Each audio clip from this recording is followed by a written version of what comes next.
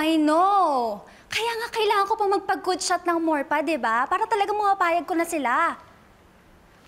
I told you, hindi nga ako pwede tonight. Hay, bahala ka. I don't care kung pumunta ka. I don't care.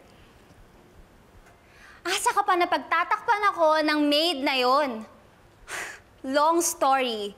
Saka, ang alam ko lang, busy siya na sumipsep sa dad ko.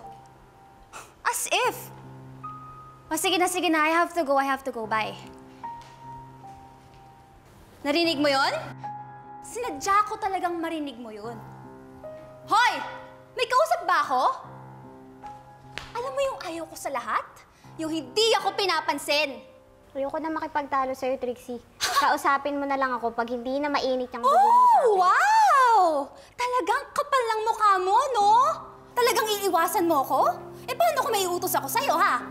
Ano ba yun, Trixie? Mayabang ka ngayon. Nagmamataas ka. Ka-nerve!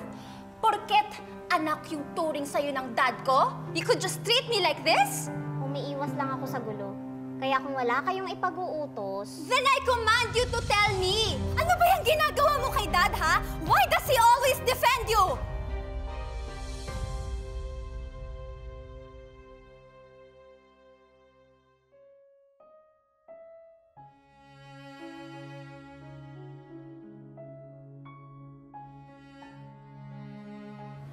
Thank you po, sir. Kahit hindi po kayo yung tatay ko, proud kayo sa akin. Di naman deserve ng tatay ko yung mga medal ko. Kaya sa inyo na lang po, sir. Bahala na yung tatay ko, manigas siya.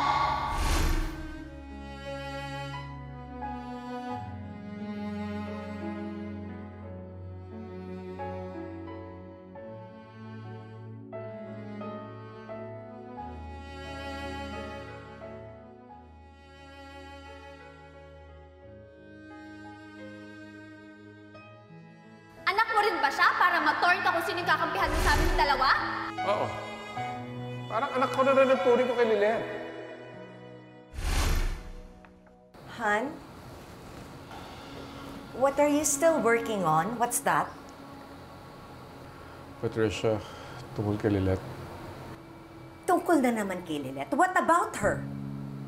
Dumidepensa lang sa akin si Sir Ramir dahil pumapanig siya sa tama at sa totoo. Alam mo kung magsabi ka lang din ng totoo, papanig din siya sa'yo eh. Nagkataon lang na ako yung nagsasabi ng totoo. At ikaw, as usual, nilaglag mo ko. O galit ka sa akin ngayon, ganon? Oo, kahit ayoko. Kasi bakit ka naman ganyan, Trixie? Pinagtatanggol kita, pinagtatakpan kita kahit ikaw naman yung mali. Tapos ngayong ako yung napagbibintangan sa bagay na hindi ko naman Shut ginawa. up! Hinayaan mo akong saktan ng I family had no mo. choice! Kaya mas pinili mo na ako yung mapahamak. Sarili mo lang yung iniisip mo. I said shut up! You have no right na sumbatan ako ng ganito. Sampid ka lang. Utusan, low-life creature na kumakain ng mga tira-tira ko. Nabababa ka pa nga sa mga dogs na mom ko eh. So I don't owe anything to